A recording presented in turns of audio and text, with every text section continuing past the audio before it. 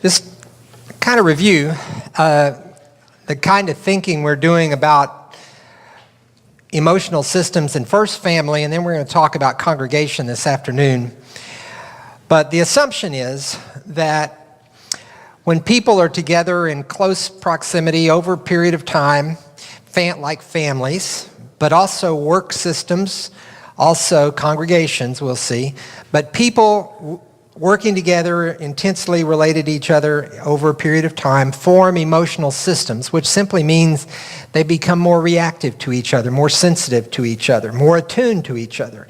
And those aren't bad things, that's good things. But that means we catch good stuff, but we sometimes catch bad stuff from those folks. It's an emotional system.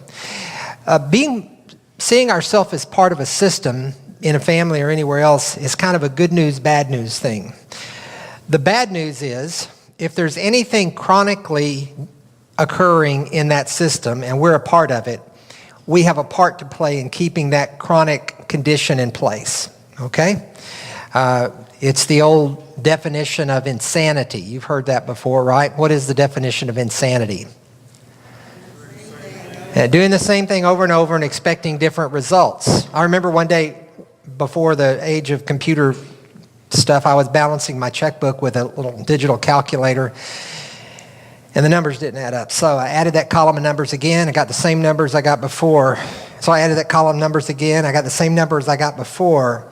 And I started to do it the next time, and I went, you know what? If I add those same numbers again on this same calculator, I'm going to get the same sum when I'm finished. There's got to be something else going on. But we do that with our lives all the time. We keep engaging the same practices to something, and we get the same results back.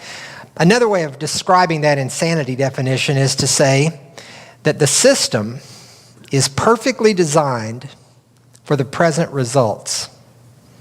If you like the results you're getting, don't change anything, because it's perfectly designed to produce those results.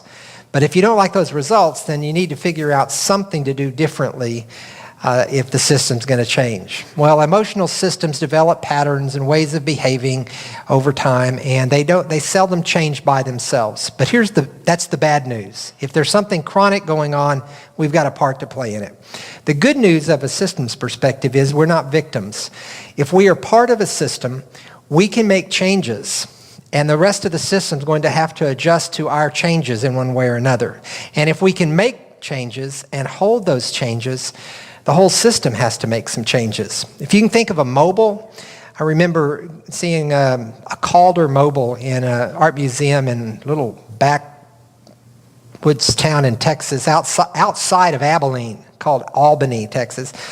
It turns out there was a fort outside of, back in the frontier days, there was a fort outside there, and there were people that lived in the town where the fort was. And what was the name of the fort, Melinda? Do you remember Fort? I don't know. At any rate, behavior there was notoriously bad. And so the upstanding citizens moved about 10 miles away and started Albany, Texas. And they have an art museum, and they had highbrow music and all kinds of things like that. Well, they still have an art museum. There's a Picasso in there. But there's a Calder mobile in there. A mobile is like a system. Everything is in a balance based on the size and weight of every other piece and its relationship to each other. And if you leave it alone, it stays in that balanced position. But if you could grab one piece of the mobile and pull it to a new position, practically everything else on the mobile is going to have to adjust to a new position too, isn't it? As long as that piece is in a different position. Now, the other side of that is the whole weight of the system is pressing down to try to pull this piece back where it was.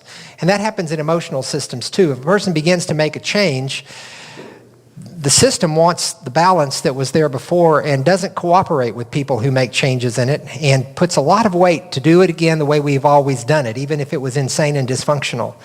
It's not terribly uncommon to see, say in the home of an alcoholic sober up and his spouse divorce him after that. That she basically knew how to live with a drunk, she didn't know how to live with a sober guy, and wasn't sure she could. And that we get used to the system, the way it operates, and when changes come, the pressures to go. But the good news is if you can hold that new behavior, hold that new position, the rest of the system makes a change too. And so we're not victims.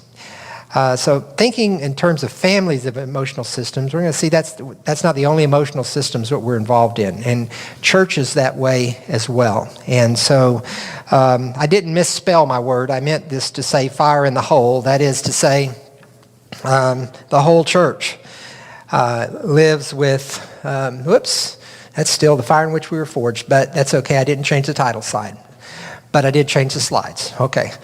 The whole church operates as an emotional system. Let's read this text together from Paul, where he compares us to a body. Would you let's read Romans 12:4-5 together, if it could come back. I think I pushed an escape button back there. Okay, it takes, I'm kind of like Aggies. They have to be retrained.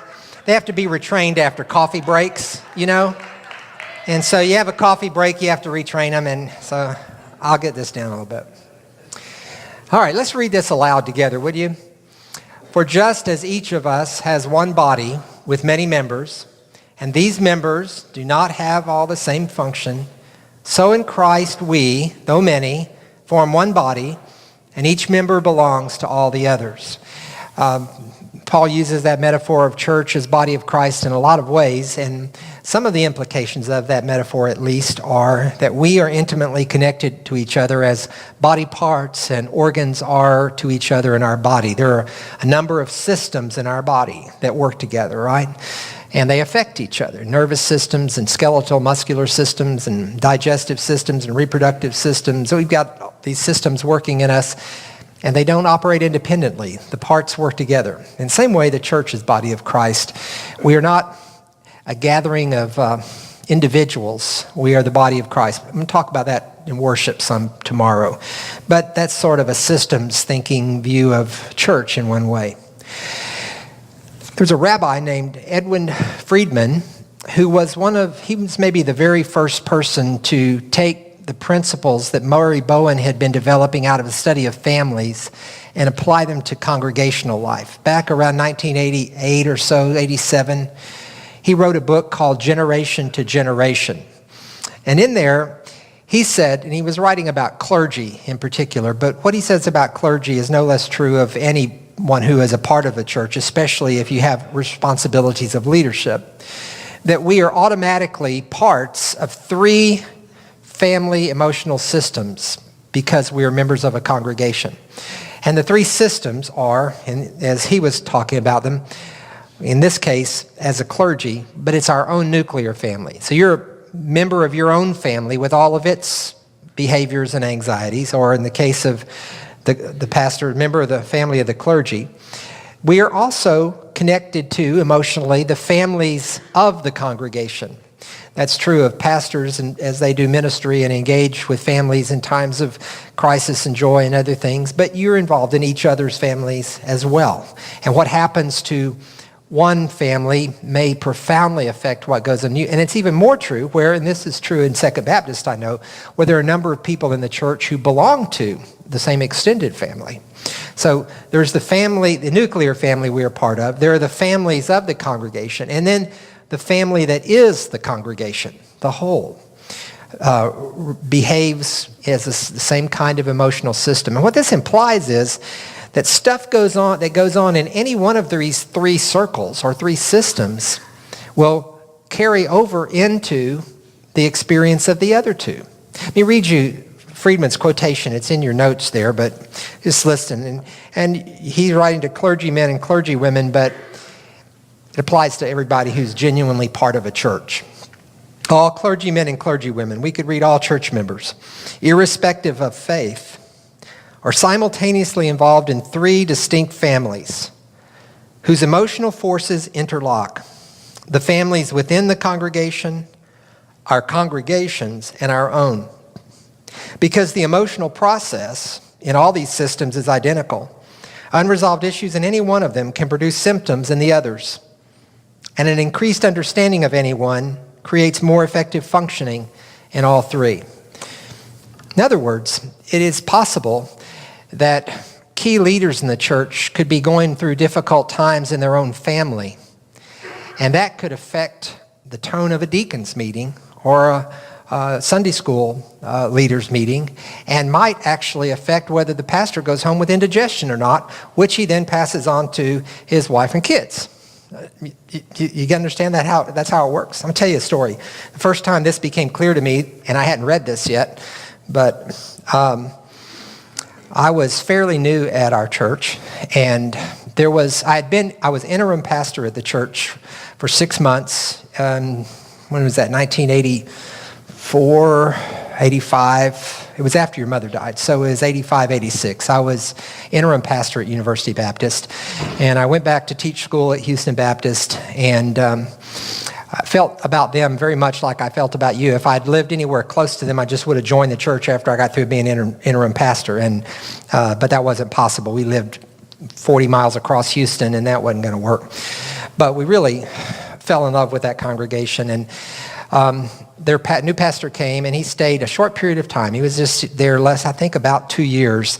And I got a call one day from a man in the church, said, would you be our interim pastor again? I said, well, I'd love to, but I'm already doing that at a church, and I can't leave them to come over there. So I understand. A couple of months passed, and I got a call back from him and said, would you be our pastor? I said, well, that's a different question. I had not thought about that. And we got to thinking about it, and we ended up going to the church and staying 22 years. But while I was interim pastor, there was a gentleman in the church that I had a chance to minister to. He had open heart surgery while I was there. He was a vice president of a large space contracting company, responsible for lots of people and their lives and their jobs. He had a son who was a Marine and a daughter who was heavily involved in serious drugs, and she had had twins out of wedlock. And he and his wife were taking care of the twin girls, and they were in their 60s, and they've got twin babies that they're taking care of, and these other things going on. He's had a heart attack. So I came back as pastor, and he had another heart incident. His son was deployed in the first Gulf War, and they were now taking care of these children. And I attempted to be a good pastor there, best I knew, as a 30-something. I visited in their home, I talked to them, prayed with them about both their kids, and attended when he was in the hospital and all of that sort of stuff. But economy took a downturn in the Clear Lake area, and he was responsible for laying off quite a number of people from their jobs. So here is a family of the congregation who is a key person. He's a deacon and a leader in the congregation, Sunday school teacher, and one of the church members that had been there for a long time. And he's going through incredibly difficult things in his life. What do you think is being produced in his family? Anxiety, right. He's living with an intense level of that. He's worried about both his kids. He's taking care of grandkids, having to lay off people at work, all that sort of stuff. Now, do you think that when he drives up to the church parking lot, he leaves all that stuff in the trunk of his car and walks into a deacon's meeting? No. He brings that with him. Now, what's going on meanwhile at the church with this young pastor who has very little idea what he's doing? Well, we're changing things. We've got a new hymnal. We've reorganized how we receive members in the church. There's change going on in the church, and I think there should be standing ovations when those changes are announced. Turns out it doesn't work that way, but we're changing a lot of things. And he comes to church and already fairly anxious. And what do you think all the changes, when you make a change in a congregation, what does that produce? Anxiety. And so we are more reactive to each other. And so I went to a deacon's meeting. It was one of the scariest deacon's meetings I've ever been in my life. And we were presenting something else that had to do with a change in process. And he exploded. I mean, red-faced, angry. And he said in loud voice, I don't see why we should have to bow and kiss this man's ring every time he wants to change something. I mean, he was angry. And I was scared. And I didn't know. I mean, I walked out of there. And so what do you think I take home with me?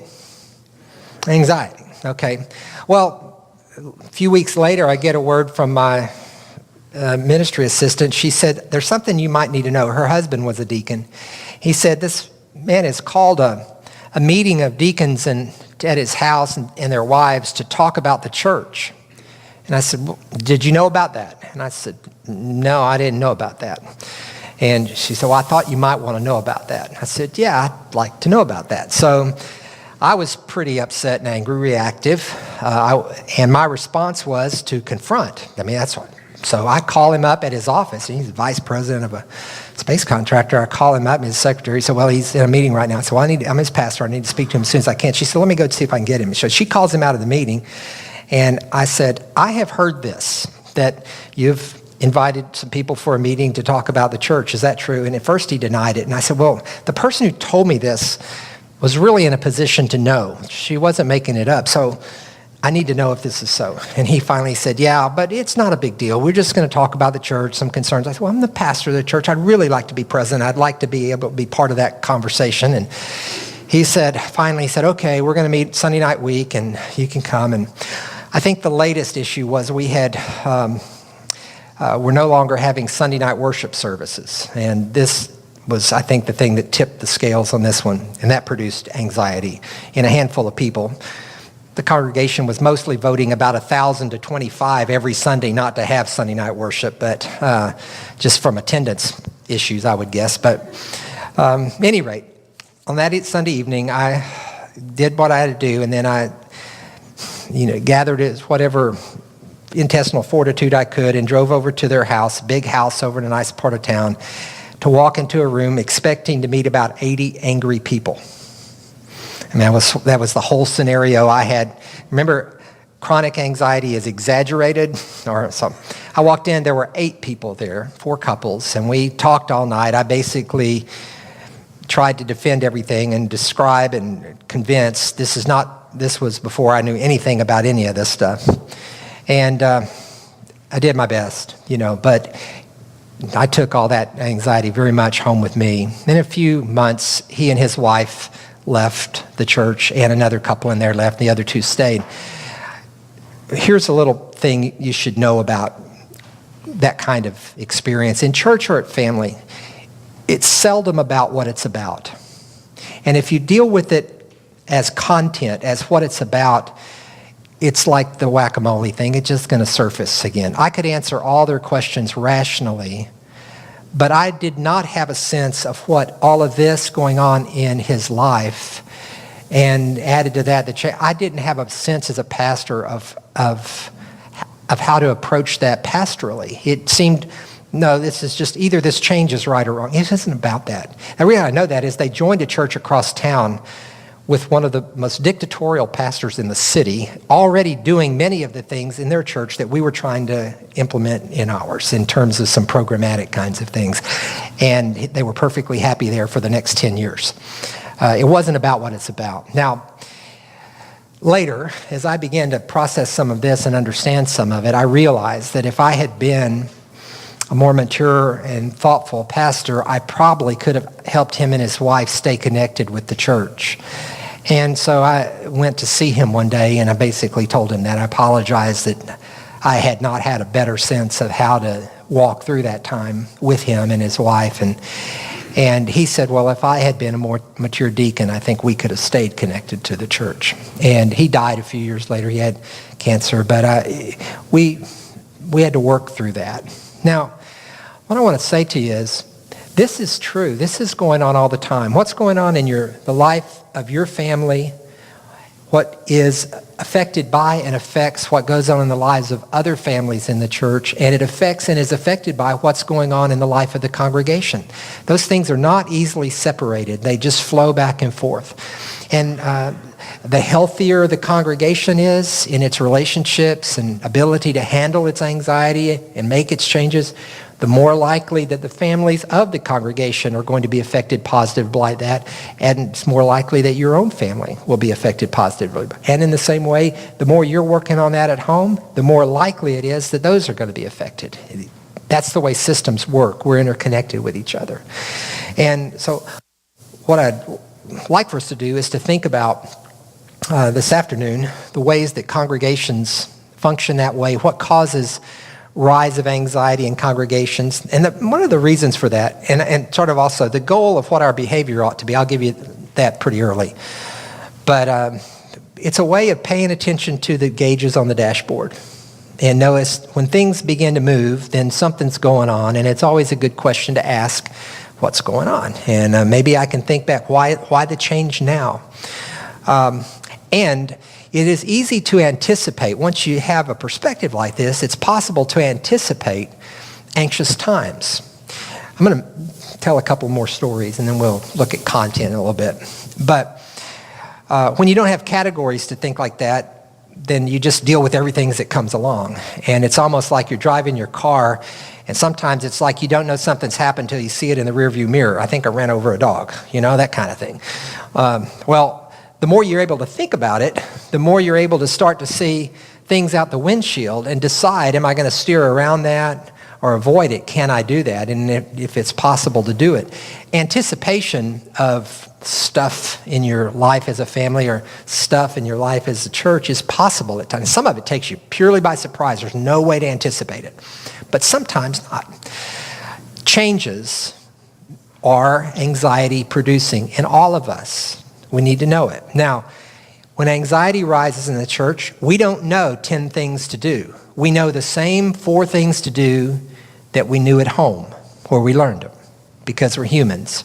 And those are conflict, distance, over-under functioning, and projection, which usually looks like blame, gossip, and worry in a church. But that's all we know how to do. Now, if we see those things happening, we can ask, where's the anxiety coming from? If we see the anxiety coming, we can say, I'm going to watch out for those 4 things. We might have maybe I can find ways of helping us not be as anxious when the change comes. So our church, I only have one church that I was pastor of, so I can't tell stories about 10 of them. That's all I know. So we went a long time. The church is started in 1974 and had not from the beginning had in it, well, they didn't have bylaws in the beginning. They didn't have bylaws until after I got there. And the bylaws that described, but they had been selecting deacons for a long time. But the language of all the deacons' documents and ultimately the bylaws all specified masculine language to describe the deacons. And there had been some people along the way who wanted us to at least put gender-neutral language in the description of policy so that women could be nominated as deacons and serve if elected. But there were so many things going on over the years that did not move very quickly to the front burner, but eventually it did. And we knew we were going to talk about this, and we knew already there were people who thought differently about that on both sides. And we knew that talking about it would generate some degree of anxiety and perhaps conflict. By this time, I had begun to learn a little bit more about how systems work and about working in anxious systems. And so it was possible to anticipate this, that we were actually going to deliberately inject anxiety into the congregation, right? Oh, and that we knew it. Now, I'll tell you a little bit about our church. As I had begun to think about it, University Baptist Church was formed out of a split in 1974, sort of. There was a new church plant in Clear Lake at an elementary school.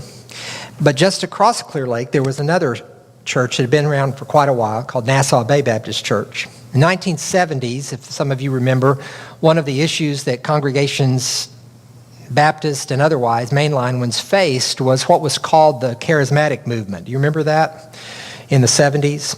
And it was an emphasis on speaking in tongues and some other spiritual gifts, and there were worship style changes. This was the first time really the singing of choruses got introduced into church life, and that was a new thing. And at any rate, it was not well received in all places, okay? Nassau Bay Baptist Church is across the street from the Johnson Space Center. Nassau Bay Baptist Church was the Baptist church for all those Baptist NASA scientists and engineers that moved out there when the Mercury program got underway and all of that. And just to say, it wasn't a particularly emotional crowd. Just saying, okay? Any rate, the new pastor at Nassau Bay got wrapped up in the charismatic movement. He was bringing speakers in and experiences in that were not well received by some of those folks. And finally, to hear them tell it, they felt like their church was stolen from them and they had lost control of it. So in a very short period of a few months, 75 to 100 key leaders in Nassau Bay Baptist Church left, and they went to this fledgling church that was meeting in an elementary school in Clear Lake called University Baptist Church and said, can we join? Well, they were going to overwhelm the present people just in number, but they opened their doors to them and took them in. And it was like the DNA of that congregation was profoundly affected by that move. In this way, I think, and this is all speculation, this is how I've come to read it. Those people were hurt when they came. They felt like their church had been stolen from them. And it had been intense and conflictual. And I suspected that there was an unwritten agreement among them that we're never going to fight again. We're not going through that again. And so they came in, and UBC was a harmonious church. I mean, they didn't fight. But there's only one way not to have conflict and fight. That's to say, don't say what you think. Don't disagree with anything. Don't make waves. That's the only way you can do that. If you disagree, well, that could lead to something awful, apparently. And so I think there was an unwritten covenant in that church from the beginning that we're not going to go through that again. And our wounds are going to heal, and we're not going to fight again. The anxious response of that is what is called distance, that you have distant relationships. You don't talk about the things you think. You don't say what you believe, what you feel. You don't express that, but you get along. But it is a superficial getting along, and it is always tenuous because it just takes a conflict to override it. Well, I kind of thought that pretty well described a lot of life in that church. It's a good church, a good people, but there was a kind of coldness there. You'd have people visit and worship and say, well, I kind of liked everything, but it just seemed something a little bit cold. I think that's one of the ways distance shows up in a congregation. It might show up sometime in people falling through the cracks in pastoral care. Some other things. There are the ways that can show up. We're not as tightly connected as we could be in a healthy way. So when we talked about and began to process talking about changing bylaws to allow women to serve as deacons, we knew we were going to we knew already people thought differently about it, so we knew already that there was going to be potential for some kind of discussion, debate, disagreement. And we set up a process so that could happen over time. And we were going in with our eyes open. We knew what anxiety would produce, and we were watching for it, and we were trying as staff and leaders to do our best to be a calm presence in the middle of that. Now let me insert a parenthesis before I tell you how that turned out. But the goal, whether in family or in congregation, of a person who is trying to work from a systems perspective is to be, I would just put it, the shortest way is to say, the calmest person in the room. You don't have to be perfectly calm, but if you can be calm enough to think, other people will calm down too, and then we can all think. But if you are reactive to their reaction, as I was when this guy called me and I was all stirred up and I was just as reactive as he was and just as reactive as those folks were at his house that night, I didn't lend anything to that emotional process except ramping it up a little bit. But by now I've learned that my job is to be, Ed Friedman calls it being a non-anxious presence. That technically means not reacting at all to your environment. And there are no non-anxious people on the planet except in cemeteries. So, but to be less anxious, to do a little better, is to make a big difference. I've heard Murray Bowen say in a tape that your job is just to be the calmest person in the room. You don't have to be perfectly calm, just the calmest person in the room. So that works out for me to be a goal that I try to keep in my head often, when especially when I know I'm going to be in an intense situation. Can I be the calmest person in the room? I'll get back to that deacon story in a minute, but one Sunday I was preaching at UBC. This is an illustration of the power of calm leadership, okay? This was before I was totally deaf in my right ear, but I've had hearing problems since I was in my 30s, and particularly I can't hear high frequencies. And that meant I couldn't hear the fire alarm if it goes off. I had to be in the hallway where the things were to hear them. But if I was in a room to the side, honestly, I could not hear them. I was up preaching 11 o'clock service one Sunday morning, and the fire alarm went off. And I'm up there preaching, and I'm watching the congregation. I watch the anxiety spread. I see people looking at each other and looking around, and I thought, is my zipper undone? What have I done? Did I say something? And I'm processing as I preached, what's going on? Because I could see it, But I had no idea what was going on. So, and I was preaching the text from Mark 4 about Jesus crossing the sea in the storm, and that one of the key elements of it was, don't be afraid, don't be afraid. And so finally, they all calmed down. They thought, he's just messing with us. This is one of the things he does. And so they all calmed down. My calm presence could have had us burned to a crisp. But that is the power of calm leaders. You want a leader to be calm, right? I watched on video. Remember that shooting that took place in, I think it was Ontario last year, sometime at a military site, a terrorist shooting.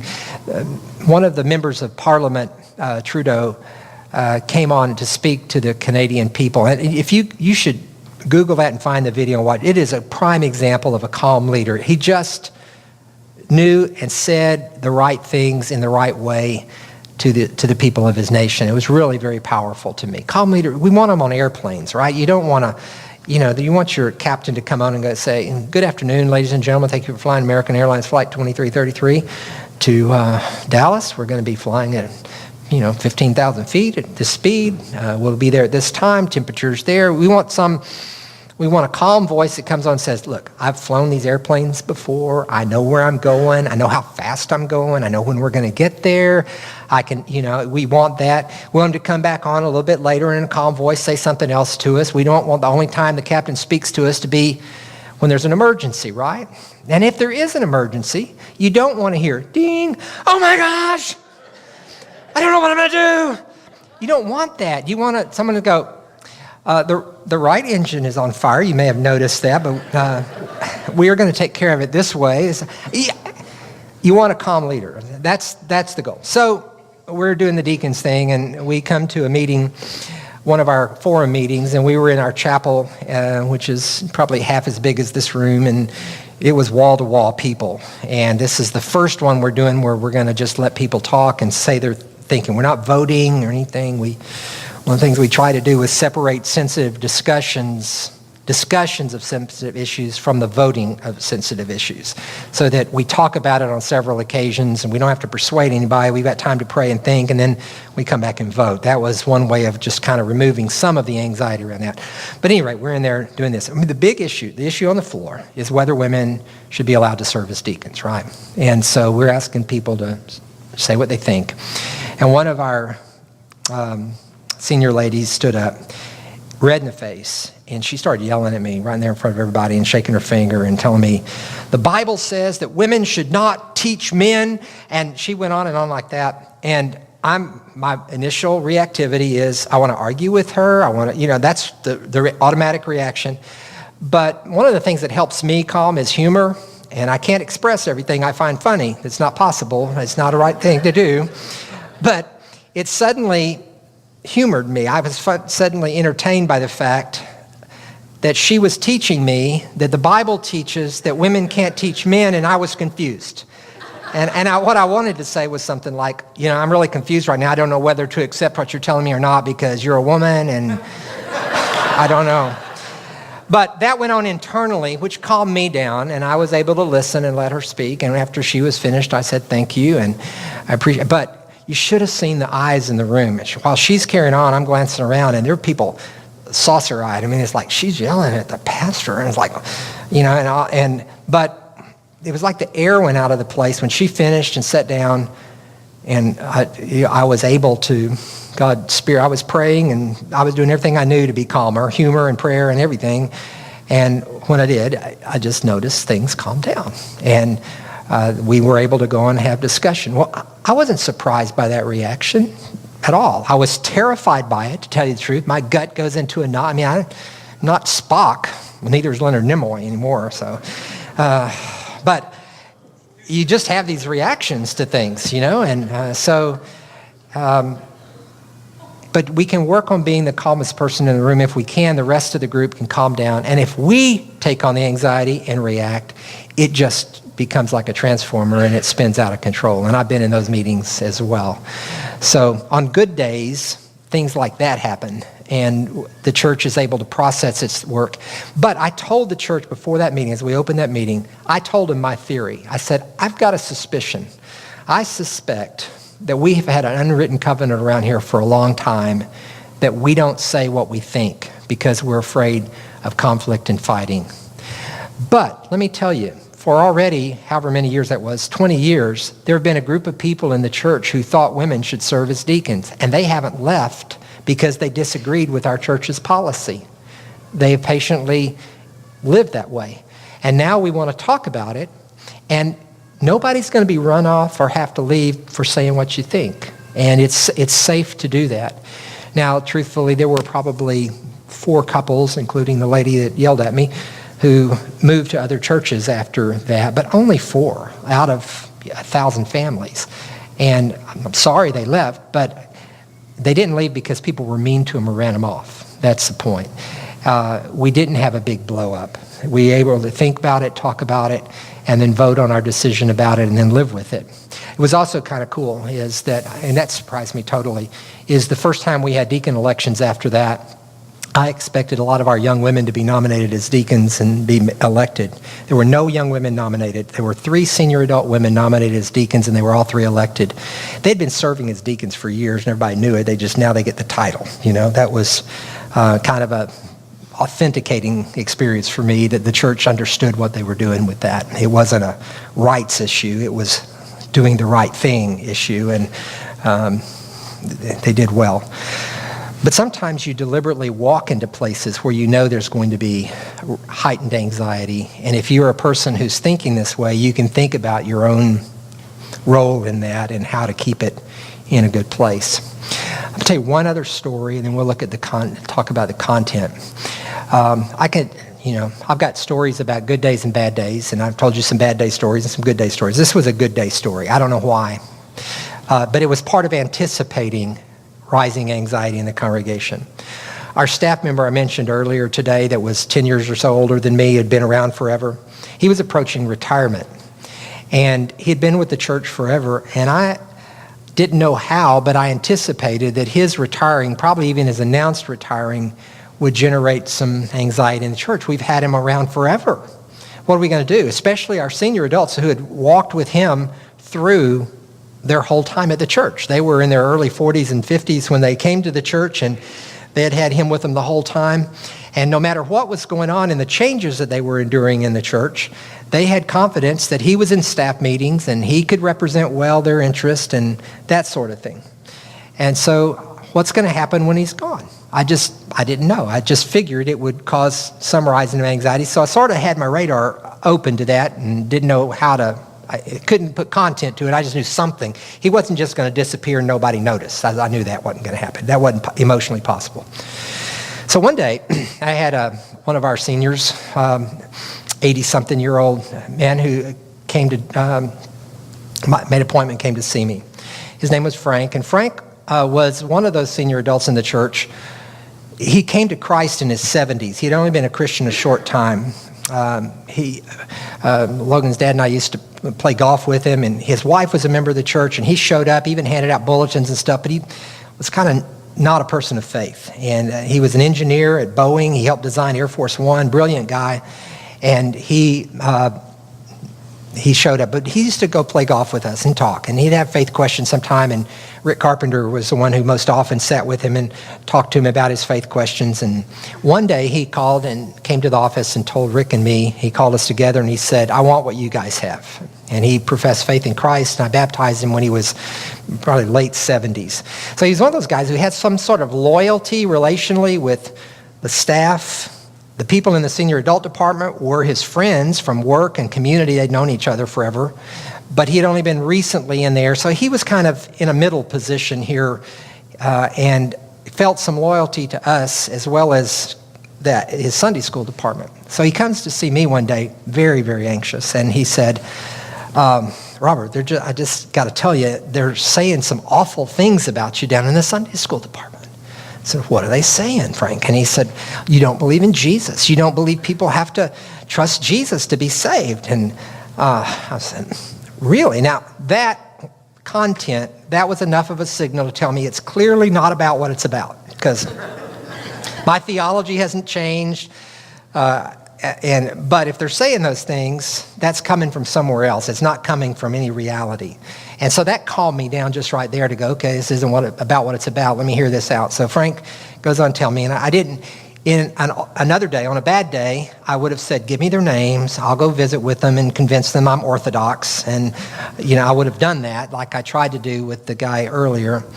But that would have not been a useful thing to do. And I got to think, it dawned on me, this may be what I've been watching for. And I said to him, Frank, who have you talked to besides me about this? He said, just my wife. I said, okay, I don't want you to tell anybody you've come to see me. But let's run an experiment, because here's what I think's going on. And I told him, I thought about what the retirement that had happened, and I think they're just anxious. They wonder whether anybody cares about them anymore. They wonder whether their church is going to be their church. I think they've got some unspoken, anxious fears going on. And here's what I'd like to run an experiment. I think that if I go between services for next several weeks and go down there and drink coffee with them and talk about our grandchildren, their grandchildren, and fishing, and let them know I care about them, and not talk about my Christology or soteriology, I think I'll be Orthodox again in 3 weeks. And he said, what? I said, no, really, let's just try an experiment. Now, if it weren't the fact that I love those people, which I did and do because we had walked together for 15 years or more by that time, if I didn't care about those people authentically and were trying to manipulate them, it would have bit me really hard. But I think they just needed to know somebody cared for them. And so I went down there for about 3 weeks, drank coffee, and talked to them about our grandchildren, their grandchildren, talked about fishing. I didn't need to take a list of names. I knew who was saying what was being said. And one of the ringleaders in that I was pretty sure about, I knew he liked fishing, and I liked fishing, and I called him, and my normal reaction would be either to go confront it and try to straighten him out, or distance and just, see him coming down the hallway, turn into the restroom. But I made myself do the opposite thing. I went down and tried to be a pastor, a person with them, and then when I saw one of them coming down the hall, I engaged him and talked to him about their life. And I tell you what, that all just evaporated. It all went away. I did a wedding for the ringleader's granddaughter a few months later, and he was happy as he could possibly be. But to see it as anxiety, now, was it still gossip? Yeah, it was. Was that sin? I think so. People shouldn't do that. But I understand that when we get anxious, we are vulnerable to doing our worst stuff. We don't have to. We're just vulnerable. They used to have a saying in the recovery movement, the little acronym HALT, H-A-L-T, that when you're hungry, angry, lonely, or tired, you are most vulnerable to your addictions. Well, it's true for us. When we are anxious, we are most vulnerable to saying things we shouldn't say, doing things we shouldn't do, treating people ways we shouldn't treat them. We don't have to do it, but we're susceptible to that. And that was going on. And I could have gone down there and I could have preached a sermon about gossip, and then I could have preached another sermon about my Christology and another sermon about how I believe people come to Jesus. And I could have done all of that. That wouldn't have been pastoral. And I just find this helps me think about when I can anticipate there's something coming, then I can start anticipating what kind of reactions are options for me. If I only react, now I've got, remember batting 250, 350? If I bat 350, I'm done great. 2 out of 3 times, I get it wrong. So ask Melinda. Maybe she might give me a lower batting average than that, maybe a 170, maybe. But occasionally, with some thoughtfulness, we can get it right. If we can just calm ourselves down and be a calm presence. That's the two things, is being a calm presence. It's easy to be a calm absence and just get out of there. It's easy to be an anxious presence and take on the anxiety of those that are anxious. But to stay connected with people and to calm yourself down is the way that we are helpful. Now, I'm going to stop at that point, and then we'll talk about some content to this part about congregations and anxiety. But let me see if this stirs up any of your thinking in any way you wanted to talk about. You ever been to an anxious meeting at church? And you don't know what to do? Have you ever conducted one? Those are unpleasant places to be. But the thing is, we learn how to do human life, and we bring it with us to church, and we take it with us to work. And we don't have different human behaviors from one place to another.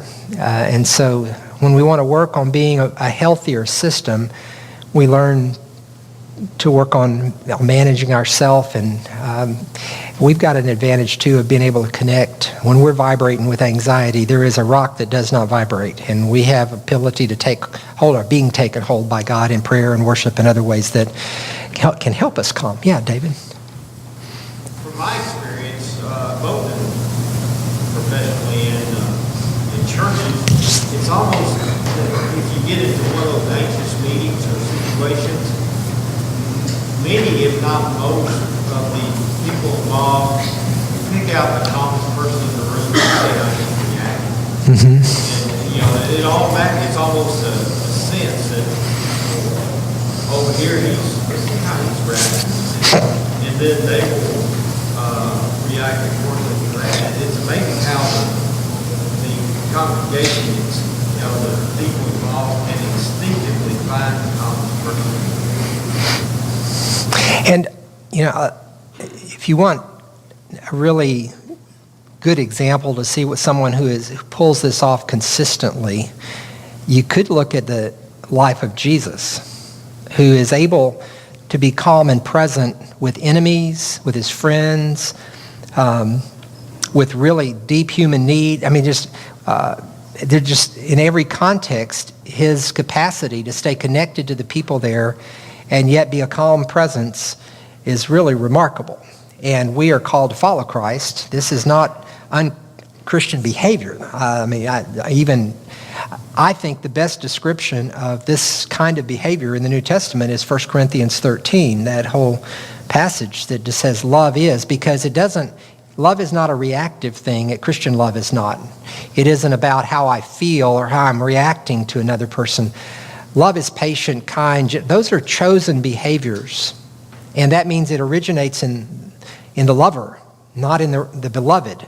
And if I'm choosing how to respond to others as opposed to reacting to them, I'm in a different relationship. And love is a chosen behavior toward others. It is not a reactive behavior. I don't treat someone patient. The only people that need your patience are people who try your patience, right? I mean, who needs your patience if they're not trying your patience? But our impatience is a reaction. Patience is a chosen action. It's the difference between reacting and responding. They come from different parts of our brain, I'm almost certain, and with a different response and dependence upon God or self, depending on which way we go. Yeah, Chris, were you going to say something? No, I thought you were waving. You're just trying to say awake. I understand. What's the score back there, James? You don't want to know. What is it? You don't want to know. You don't want to know? Down by 31. Oh, my. Okay. Yes, sir. Okay. Robert, one of the things that makes me sad thinking about this is, sometimes it's the conflict is kind of what you've been talking about, but also thinking about it in terms of people in the life of our church who, because we have not dealt with anxiety, they just drop out. And I mean, it's just, people who sometimes be reactive, very involved in the life of the church, and all of a sudden you look up and they're just not there anymore. Yeah. Something happened. Sometimes if you're sensitive to it, you can sort of figure it out. Sometimes you just have to but it's just unresolved anxiety there. And it could have come in their own family and the stuff they were dealing with. It could have come in so many different ways. And you're right, our lack of sensitivity to that shows up, and then we do our rational thing. Well, they left because nobody could ever satisfy them, That may be a real fast rush to judgment at that point, if we only knew. But sometimes they don't tell us what's going on in their life, and we don't know. And yet the same anxiety is there, and it's a challenge to do life as Christian people together. There's just no question about it. But this plays a part in it. One thing it can help us do if we learn to practice it, or to the degree we learn to practice, is to just cut each other a little more slack. Believe it or not, most days, most of my life, on most days, most of the time, I have been doing the best I can with what I've got to work with. Now, I seldom give anybody else that benefit of that doubt. I think they could have done better. They should behave differently. They should behave better. And I know I'm doing the best I can. They should certainly. But you know what? I think most people, most of the time, are doing the best they can with what they've had to work with. When we think back into our family, a lot of family study ends up trying to blame mom or dad or something for what went on. You know what? If you knew your mother and your daddy, they probably were doing the best they could with what they had to work with. And you were what they had to work with. So that's a part of the deal too. We seldom ask, what's it like to live with me? But I think there's some grace involved in learning to say, I know that's bad behavior. I don't have to be the judge of that. But I wonder what's going on with the person that they would act like that or talk like that. I didn't even know to ask that question. I just thought everybody should be trying to behave themselves really hard all the time. And most people really are, but sometimes life gets the better of them and they hit a weak spot and stuff comes out that in a better moment they would never have said, never have done, never have chosen. And if church isn't a place where they get some grace for that, then they probably don't have any place they can go for that. It is, but, and it's all of us. It is not any of us gets this right most of the time, but I think that, well, it's, did you want to say something? Back on David's question, his comment. I likewise have been in rooms where I think people picked up on the calmness of one person. I've also been in less mature organizations where they absorb the anxiety of the most anxious and least mature person. And I've read Friedman before, and he says that organizations have a propensity to organize themselves around their least mature member. Would you speak to that a little bit? Sure. And how difficult it is when somebody's a raging inferno, how difficult it is for everyone else to be something other than reacting to that. If you've got a family, for example, where you have to walk on eggs around dad lest you disturb him and he goes and drinks, or you've got a congregation where you've got to walk on eggs around Deacon Jones because he's got a history of blowing up and becoming terribly angry, and nobody wants that to happen, and so that's what it means. We tend to organize ourselves emotionally around the least mature person.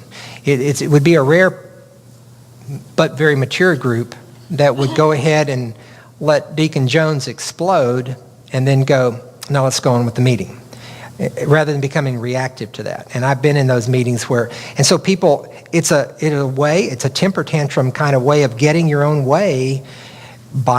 You control by your anger, you control by your threat of, I'm going to leave, or I'm going to take my money. I mean, there's a lot of different ways people threaten in churches, and there are different ways people threaten in families to get our way. And the more mature we are, the less we allow ourselves to be manipulated by that. The less mature we are, the more we allow that. But it happens a lot, so our maturity level is probably pretty questionable. But it takes a fairly mature group to say, we're not going to run Deacon Jones off, but we're not going to be manipulated. So you want to throw your hissy fit about not getting your way over something, you go ahead and do it, and then we're going to still try to figure out what the right thing to do is, and we're going to do that thing. And that's a hard thing for people to do, because we are connected with each other in all those ways. And it's not just Deacon Jones. Deacon Jones' wife is this, and his daughter is this, and my daughter, and the connections just flow off in lots of different ways. So it's hard stuff to do relationships in families and in the family that is the congregation. But these things do go on, and it's not a matter of whether they should or shouldn't. It's how do we learn to be more mature people in the presence of the reality that these things happen. You going to say something? I thought Okay, was there a... Yes, ma'am. So in a situation like that, if that person is having conflict in their own family, how do you treat that person like a person, but also treat the group with respect to it? Because I feel like sometimes some people just have a personality and they just want to cause a fight. But some people are dealing with their own issues. So how do you make peace across without being... If you know about it, you've got all kinds of options. If they haven't spoken to you about it, you're probably going to have to go have an offline conversation about what's going on with your life and see if you can find out. If you know about what's going on, you can be much more proactive and be sure that we're caring for that person's life. Kenan Callahan is a church consultant, said, and he's been working with congregations for decades. He said he's convinced that there is a direct relationship between the level of conflict in a congregation and the level of pastoral care in a congregation. I think he's probably right. I think that's one of the systems that work. The more we feel like these people care about us, on one hand, if we feel really cared about and accepted, we may feel free to throw a hissy fit in their presence, knowing they're not going to run us off. On the other hand, they may care for us enough where that's not necessary. We know we're cared for. But it is a matter of community that is what we're talking about, the degree to which we learn to experience community with each other. Let's take our break for 15 minutes. The offline conversations are the best ones. They're just all kinds of interesting stuff. I was talking with Chris here about, well, what about when it is about Christology? What do you do when the content is the real issue? And that's a great question. I think generally you know when the content is the issue. You know if you've messed up, and that's a good time to go non-anxiously, less anxiously apologize and clear things up. Or if you've taken a position that is a principle for you and others have disagreed with it and that's what they're complaining about, you need to hold to your principle calmly best you can. But most of the times when it's not about what it's about, you're pretty clear about that. I was telling him about a pastor down in Texas, friend of, I think, one of our seminary graduates, who professionally is an illusionist. He would never call himself a magician. He's a very good illusionist. I've watched him do tableside stuff that just made me drop my jaw. He went to be pastor of a congregation, there was some stuff going on in the church around the financial issues and a lot of complex stuff there, and he was trying to get the personnel committee involved in that, and the secretary that was involved with the finances, married to a deacon. The deacon went into his office, found some paperwork about some of his illusionist stuff, misconstrued it, charged him with sorcery, and he was fired for sorcery. Now, there are times you just know it's not about what it's about, you know? I mean, my retort would have been, I could possibly be a sorcerer. If I were a sorcerer, you would be a toad. And so clearly I'm not a sorcerer. But it is a very painful situation. But I'm just saying, sometimes you know it's about what it's about, and sometimes you know it's not. And when it's not, you need to ask other questions, because addressing the content won't fix the process. And it's the process, the emotional process that's going on. So we're going to talk about dealing with an anxious system. It's just a fact that if you deal with people, you're going to deal with anxiety. And it doesn't matter if you're a church member, choir leader, Sunday school department director. You deal with people, ultimately, sometime or another, you're going to be dealing with anxious people, and you may be one of them part of the time. And if you're a leader in a system, and that's certainly true of parents in a family, it's true of a lot of people in a congregation. If you've got a constituency of any sort in your congregation, you're one of the congregation's leaders. And constituency could be an official group like your Sunday school class. It could be an unofficial group. There are people who listen to you. And you're in a unique place as a leader when you accept that responsibility to have an influence on what happens next when there's anxiety present in a congregation. Automatic responses in the face of anxiety are seldom useful. They tend to be useful in where life is threatened and something is an emergent situation. But most often those automatic responses just get us into trouble, and they heighten the anxiety. But anxious congregations, and all of our congregations are anxious to some degree all the time, and to a great degree some of the time, benefit greatly from having leaders among them who understand that there's more going on than just the content and can react appropriately. Being a calmer leader is possible one way through taking a look at things through the systems perspective we've been talking about. So I want to talk about what we do with anxious systems when they grow anxious. One is we want to learn to recognize the signs of rising anxiety. And they are there. I remember the dashboard things. But I don't want to get beyond just saying conflict, distance, over-under functioning, and projection. Think about how these things look when they show up, so we start paying attention to them in ourselves and in others.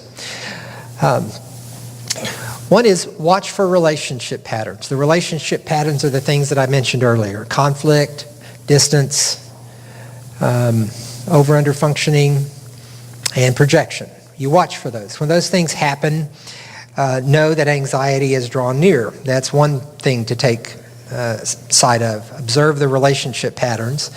And then one of the things you can do is listen to the communication. I want to talk for a minute about what Bowen called emotional triangle.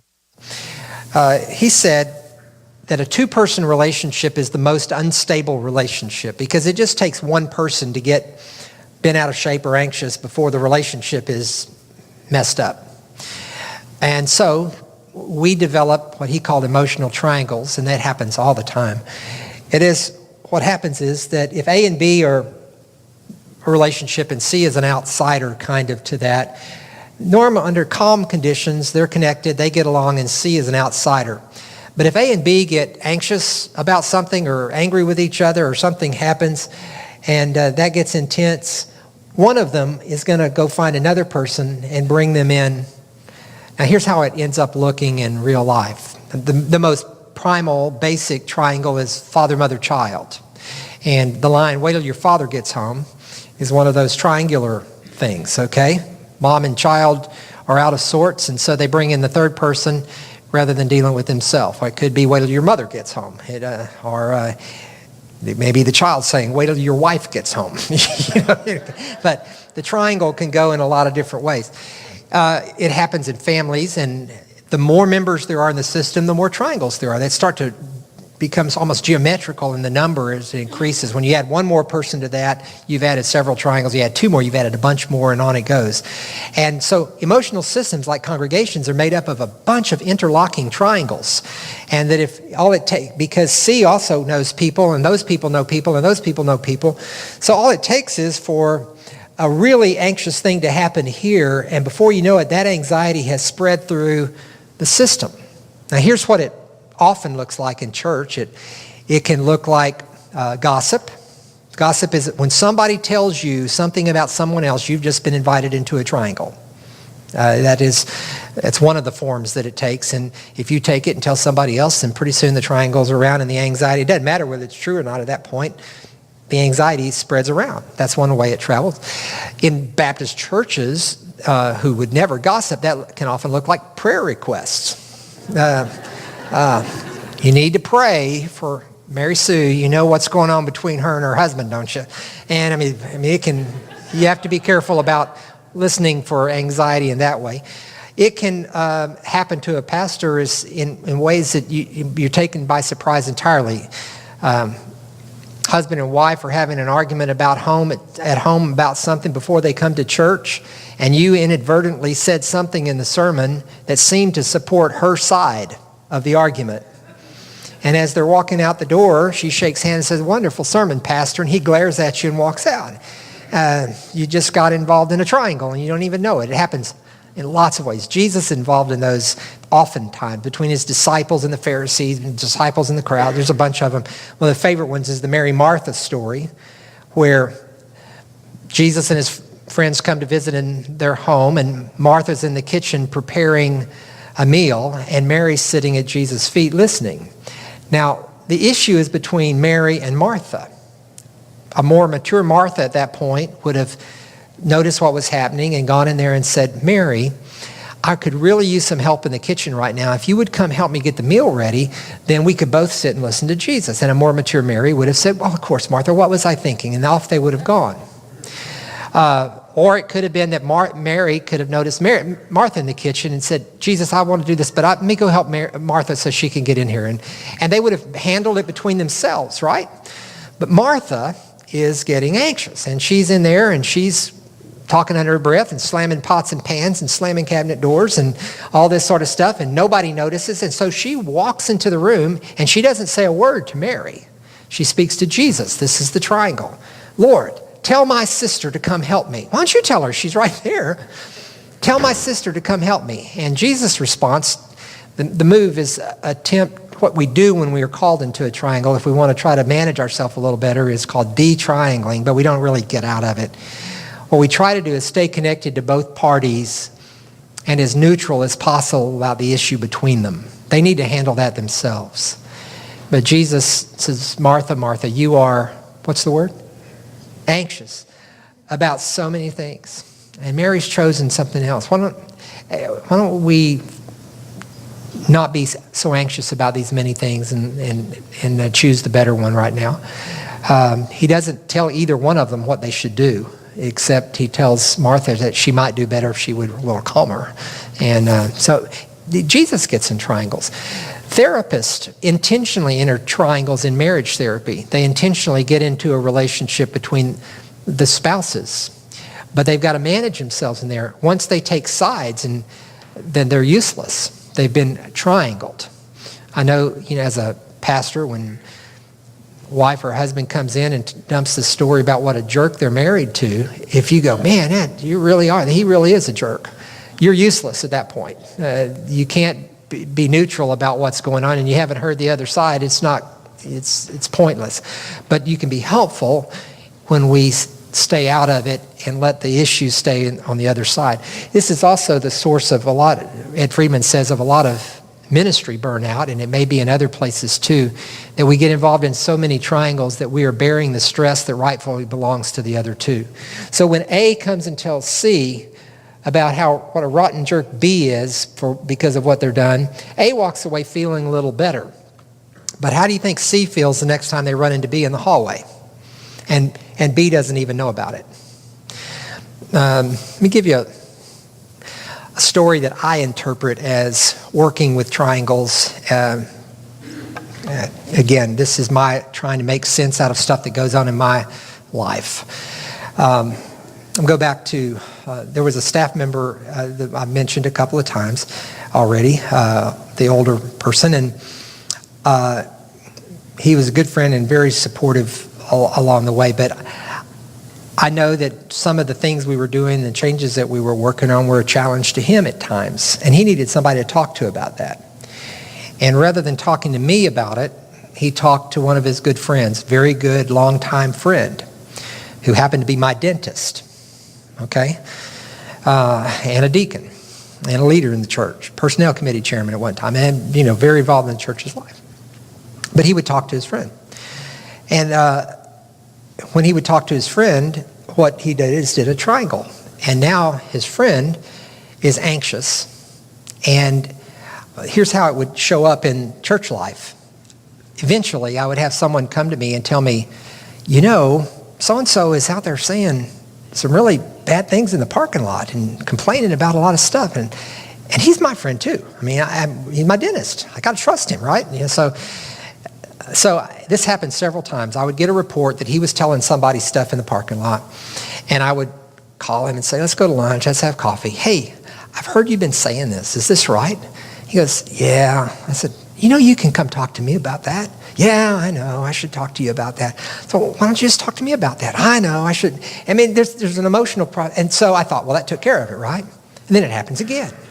What I learned eventually was when I got word about the third time that he was doing that, what I did was I went to the other guy and just started spending more time with him.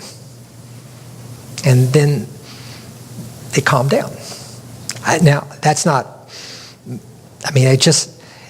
The anxiety of one person is transferred to another who behaves in ways that because he's anxious that he shouldn't behave.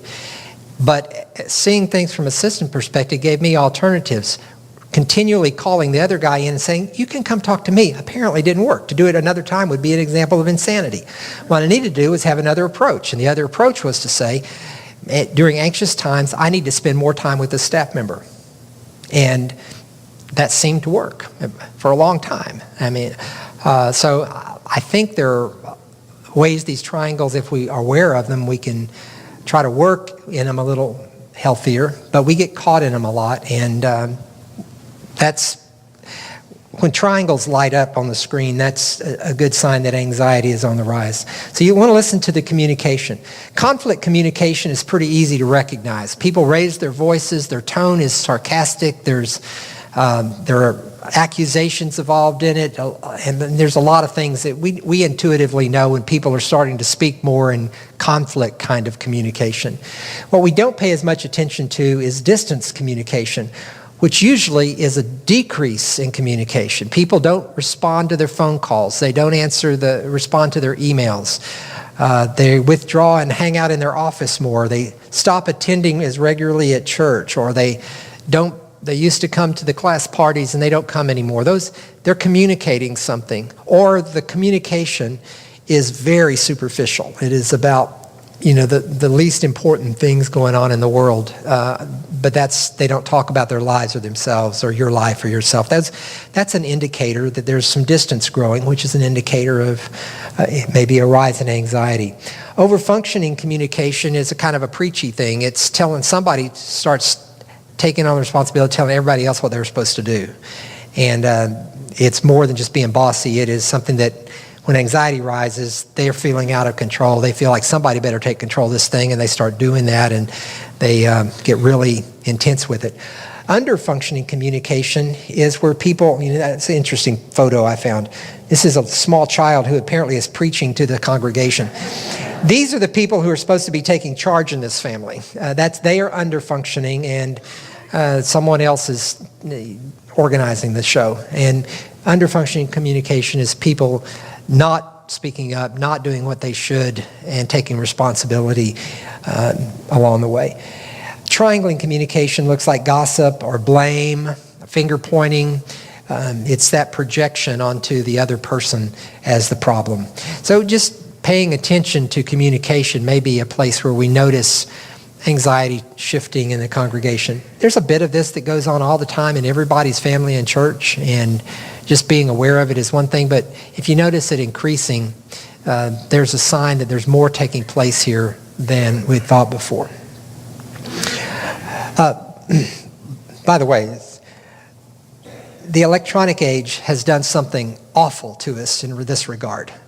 It was one thing to say, next month when the deacons meet, I think I'm going to say this, and you got a month to think about it. Or I'm going to write a letter to the pastor, and you have to actually write it and sign it and send it. And you may delay a few days in sending it, but email is just, and text is just like, I can say this right now while I'm good and mad and send it off, and not only that, I can forward it to 30 other people, or the whole world for that matter.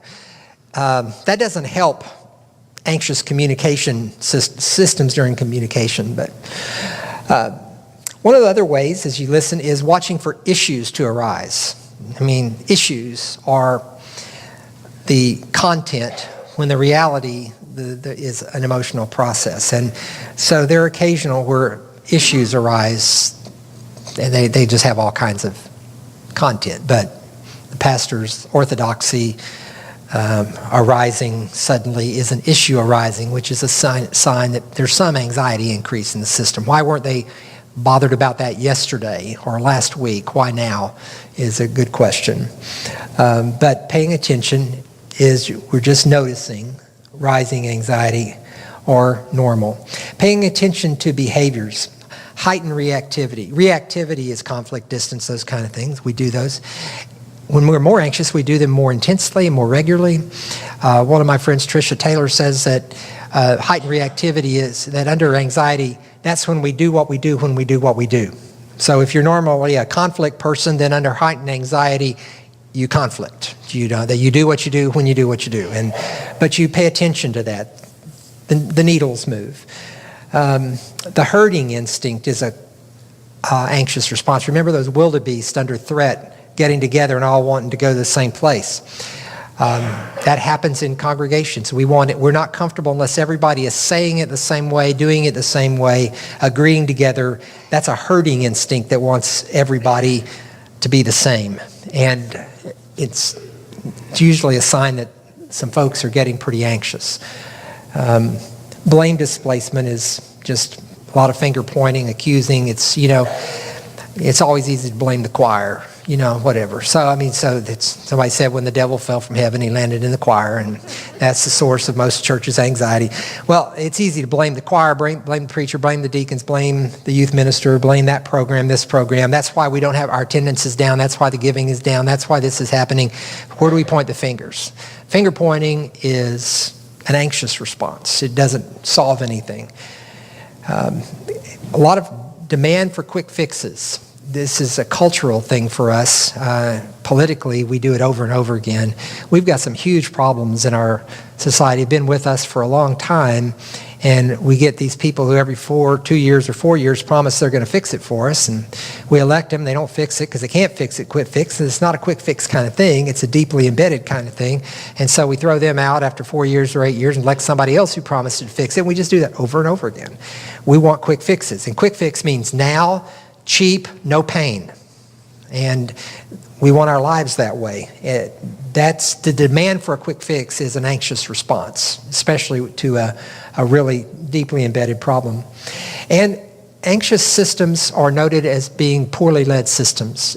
Anxious systems cannot produce a leader. It's almost a catch-22. Somebody has to say, this family or this church or this country can do better than we've been doing, and be willing to take a stand and act on principles and make some changes in their own life. But normally, anxious systems are notoriously leaderless systems. The leader is being manipulated by the pressures to do one thing, it's just it's a place where nobody seems to know what we should do next. And that induces more anxiety, but it also makes us less likely to be led.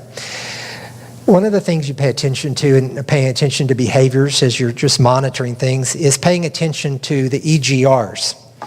That's a term that I first heard a guy from Fuller Seminary, Carl George, use. It stands for extra grace required. Now, here's the truth. We are all EGRs at any given time. There are days when I require extra grace if I'm going to stay in a relationship with people important in my life. There are days that you require extra grace if we're going to keep being friends. But often in congregations, there are EGRs who are sort of like the canary in the mine. They are the most person to be responsive to rising anxiety. They're quiet most of the time, and then suddenly they speak up. And when they get more active, we could be agitated by that, or we could say, I wonder what's going on. And let's see. One of my favorite regular EGRs was a friend named Fred who he started attending our church business meetings long before he was a member and reading our reports and finding typographical errors or numbers that didn't add up and stuff like that in the reports and bringing them to our attention. I promise you, I don't do half the things I think about doing, but I think about doing a lot of stuff. And one of the things I often thought about doing, because computers made it possible, was printing a special book of reports for him where none of the numbers added up and all of the rest of them were correct. But I never did that. I just thought that would be fun. But what we did do was invite him to come help do proofreading of the book before it went to print. And he helped us. He found things, and then if there were any misprints in there, they were his fault. But he helped us a lot that way. But he was one of those that would be quiet about stuff, and then all of a sudden could be very agitated. And I think one of the gifts that he brought to our congregation, he was just a little more sensitive to the anxiety in the place than other people. And if we pay attention to that, it might be a good thing to stop and ask, wonder what's going on, that this would be happening now. And as I said, all of us are EGRs at any given time. And so when we show up, that should be an indication that something may have changed. So what triggers anxiety in a congregation? There are a lot of things. There are events that are called nodal events, and they could take a lot of different forms. I described my grandfather's death as a nodal event in our family, the Creech family, because after he died, things changed in a lot of ways, and they never went back to the way they were. It was a moment where things changed significantly. And they can be a lot of things. There could be congregational events, something that happens in a congregation that generates some anxiety and changes the congregation from that point on. It could be a disaster, a natural disaster, a hurricane, or a fire in the building. It could be something that goes on with a church staff member being arrested for some charges. I mean, there's a lot of things that could become a congregational event that would generate a lot of anxiety in a congregation that would remain with them for a long time. Events in the families of the congregation, especially if those families are tightly connected and they go through a difficult period of maybe loss of an important member in their family, or financial crisis, or a problem with, I'm thinking of a church in Waco right now with a prominent member who just received a federal indictment for a Ponzi scheme. That doesn't happen to a family in a congregation and the congregation not experience the anxiety of it. People who were friends with this person and his wife. So those are events that can trigger that. Events in the leader's life. If the pastor or pastors in the congregation experience some kind of difficulty or struggle of one sort or another, the congregation does not go on as if that unaffected by that. These are nodal events, and you can pay attention to those. Changes in the community or congregation. My spacing on that is not what I intended, but that should say community congregational changes. And you think about the changes that go on in communities. You've been a downtown church for a long time. Was there ever a time Second Baptist discussed moving out of downtown? Okay, of course. That's a normal thing that happens in downtown churches where the downtown changes economically and otherwise. And it happened in Houston big time. First Baptist and Second Baptist both moved out of downtown. First Methodist was wise enough to stay and maintain a presence, and then the downtown changed after some decades, and now they're one of the few church presences downtown where hundreds of thousands of people live in high-rises and stuff like that, but the church abandoned it at a time when it seemed like economic changes, threats can be one of those things. And at Clear Lake, when the Challenger event happened and then later the Columbia destruction, that was an economic threat to the community because the aerospace industry shut down, especially after a Challenger. The community became much more diverse economically after that, but at that time it was heavily dependent on aerospace industry. And so people were laid off. There was questions. That happens in the community. The congregation, people bring their work and their anxiety to church. Those are things to watch for. Community transition, when it begins to change ethnically, racially, economically, the congregation starts looking around and saying that we're surrounded, the people we used to minister to don't live here anymore. These people don't look like us or talk like us or live like us, and they get anxious about that. I did serve a small church in inner city Houston for a while right out of graduate school, and we were doing a community and congregational study on trying to do some long-range thinking, and the church was about 70, 80 years old at the time. And our community was in transition from primarily Anglo toward Hispanic population. And we had a consultant who sat with our leaders one or two at a time and asked them a series of questions, their opinions about stuff in the church. And one of the questions was, what percentage of people in the community are Anglo and what percentage are Hispanic? And overwhelmingly, they told the consultant that there was 75 to 80% Hispanic. Well, the census numbers were that it was about 60% Anglo, 40% Hispanic. But the perception, the anxiety was things are changing. We don't know what to do. We don't know how to respond to this. What's our future? Those are anxiety-producing events when things change. You can have a major emergency like a fire in the congregation or disaster, and that can be one of the things that churches have a hard time recovering from. Or sometimes it's much quieter. It's just watching the graph of attendance go down over time or giving go down, and the congregation begins to be a bit anxious. It's actually the case that you could have the graph going the other way. It could create anxiety. When you've been a smaller church and grow, and suddenly there are people showing up at the door you don't know, and you're used to knowing every face when they walk in, and you don't any longer, I've watched people grow anxious over that. I preached at a little church in South Texas that's down there where the Eagle Ford Shale oil and gas stuff is going on. Small church, about 150 people, and I was talking to the minister of music. They were pastorless at the time, and I said, what what are some of the bigger challenges you guys have right now? And he said, well, one of the challenges we have, believe it or not, is what to do with the $20,000 a month budget overage we have in a small church, $20,000 a month more than their budget. And because people were making money right and left in the oil and bringing their money to church, and that creates anxiety. You wouldn't mind trying it out, I know, but see if you could handle it better. But congregational community changes are part of the things. Unresolved anxiety is one of the things that causes congregations to live with, that is, leaders and staff that have issues between them and they don't resolve that in some way. That doesn't stay contained there. It spreads in the congregation. And we don't know it. We may not have a name for it, but it's experienced in threat. When the mother church or the denomination is in turmoil, congregations are not immune from that. Have you experienced that?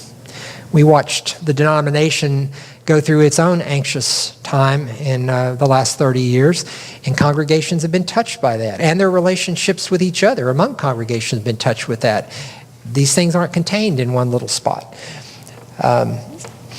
So there are a lot of things that can stir it, and if we're aware that these things happen, then we should be aware that we're likely to see an increase in anxiety and its symptoms take place. And so knowing how to respond is a helpful thing. A bucket of water on a fire is not going to probably solve the problem. So we need better ways of responding. These are some things that are connected directly to thinking systems. One is to seek objectivity. Now, whether we're talking about our family or our congregational family, still it's the same thing.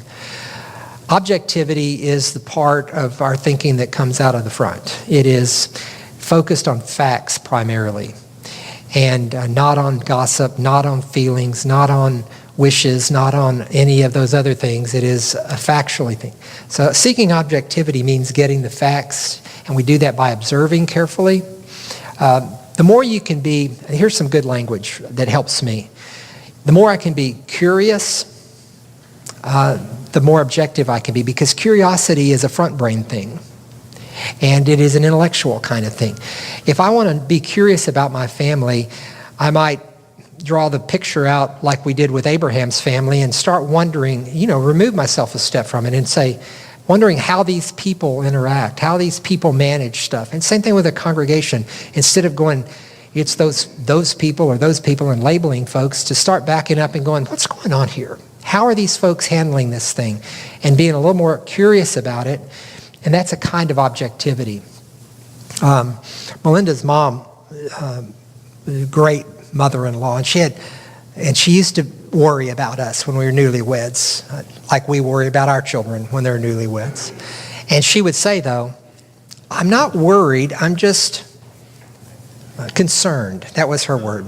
But I think concerned is a kind of an emotional term. But I have tried to work on good days with not being worried about my children or my church, but being interested in them. Being interested is a different sort of place to be. Being curious is a different sort of place to be. And if we can kind of help ourselves be a little more objective when stuff's going on, we're liable to figure out a better way to respond than just automatically. We observe, we listen, we are curious, and we seek to be more objective. The other thing is, in the midst of the anxiety swirling around me, the only thing I can control is myself. If there's anything I can control. I can't control the circumstances most of the times. I certainly can't control other people's reactions to the circumstances. The only thing I've got any say-so at all is here. And so I want to learn to do that. I want to learn to observe my own reactivity, know when my stomach tightens up in the presence of an anxious person, to know when my first inclination is to go get in somebody's face or run out the door. I need to know that about myself and observe it when it happens. I don't have to do that, but I do need to know that it's there. And so observing your own reactivity is a step toward managing it. And then you have to find those things that help you, those practices that help you be a calmer person. You need your own list. I can't give you one, but it could be anything from exercise to reading scripture to prayer to meditation to listening to music to taking a hot bath to eating chocolate, drinking coffee. I don't know. Whatever it is that helps you move from a more anxious to a calmer, thoughtful state, you need to know what those are and call upon that repertoire practices when you feel, in a sense, that you're in an anxious place and you need to be a calmer presence. You can choose your emotional tone, and that is an internal work. Is I can choose to respond to the anxious person in a quieter, calmer way, and by doing that, I'm working on myself. I'm not trying to manipulate them. I am working on myself. But in anxious exchanges, the volume gets louder, the pitch gets higher, and I can work on my own emotional tone of voice as well. Another part of working with an anxious system has to do with keeping in contact. I've mentioned before today about efforts on occasion that I've made to be in contact with the oldest living member of my family, or being in contact with nervous senior adults down the hallway between services, being in contact with a staff member who seems to be anxious. Being in contact with people is one way of helping to be useful to them. And it also, it puts you right in the middle of the anxiety, and you have to work on yourself there. But if you can do it, you can be useful. Staying out of contact because of the anxious nature of the thing is the least useful thing most to do. And Melinda and I were talking about this in some contexts this morning about, probably in most situations, think about what your gut is telling you to do and do the opposite. It's like, if your natural inclination is to run, you might want to lean into that. If your natural inclination is to stay in conflict, you might want to withdraw a little bit. Whatever the natural thing is, it might be better to back off and think for a little bit. But for certain, significant contact with people is helpful. And during highly anxious times, you have to turn the volume up on that. As I said, you don't want the captain of the airplane to only talk to you when there's an emergency, right? You want a little bit of contact along the way so that if he has to give you some bad news, you don't freak out when the bell dings. You're able to listen a little bit. So who do you keep in contact with? One of the things, if you're a leader, is you probably know who some of the least mature emotionally are. The most reactive people is who they would be in that setting. And you would work at being increasing contact with those during anxious times. It's important in a church, I think, that during anxious times that staff and leaders spend more time together than they do during other times, even if part of the anxiety is among them. In a family, it's important that parents, that husband and wife are in contact with each other during anxious times. And the leaders of a congregation or staff and leaders function that way in a congregational family as well. It may be a time where we just need to be a little more together, maybe around prayer and about the issue, but certainly just eating together, being together helps us offer to the congregation a less anxious context. Being in contact with your own family is one way of managing this. You may be anxious at church. That may be a great time to spend more time talking to your grandmother or your children or your grandchildren. But just the contact with family is one of the things that can help us at times be a way of managing it. And with your resources, whoever they are, that may be a wise person in your family, it may be a wise person in your church. There's somebody out there who is a resource for you emotionally, wisely. Increase contact during times of heightened anxiety, and you'll be more useful.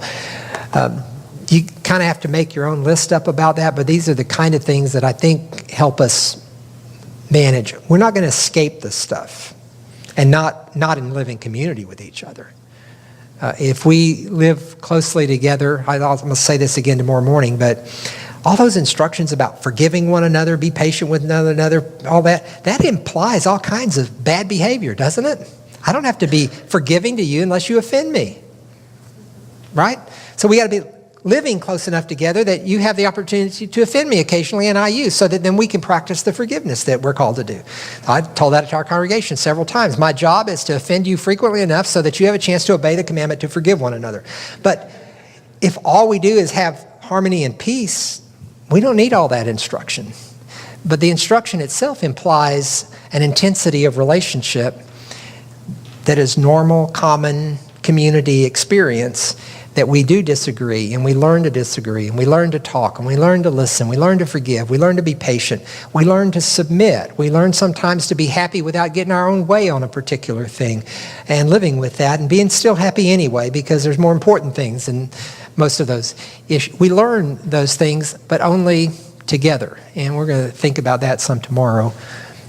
But if you're a leader in the church, you're going to be dealing with anxious people, and you can contribute to the anxiety and ramp it up, or you can work on yourself and your relationship with God and one another and help tone it down a bit when it comes about.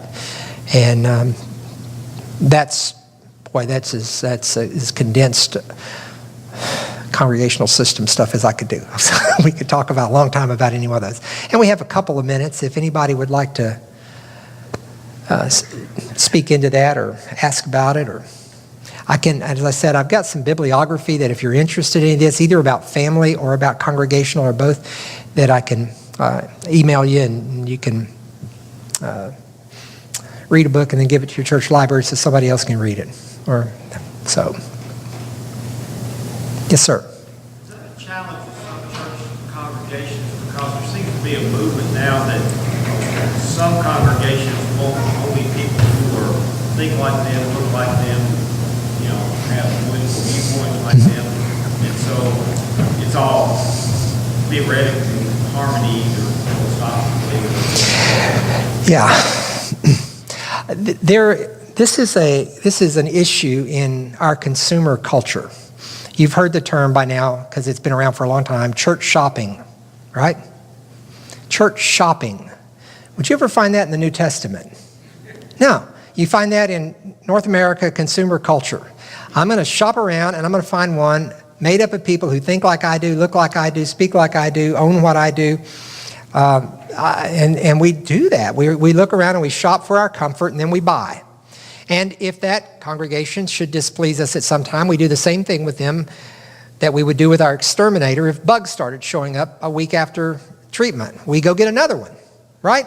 So, of course, they'd never do that with you, would they? I don't know. No, the bugs are dead. Okay, but I don't know why exterminator came to me as the illustration of that. But we shop. We find we're gonna be pleased with our services and our products. That's what we're gonna do, and we do it with church. I was complaining about that one day, and one of our deacons said, "Robert, come on. Do you think these people who pay somebody to clean their pool, pay somebody to mow their lawn, pay somebody to wash their clothes, pay somebody to cook their food, pay somebody to watch their kids, pay somebody to... You think they're going to drive up on the church parking lot and have a different attitude? No, they're purchasing goods and services, a good number. Now, that's not true of a core of a church, but there's a good number of folk in our culture, religious culture, for whom consumerism is what it's about.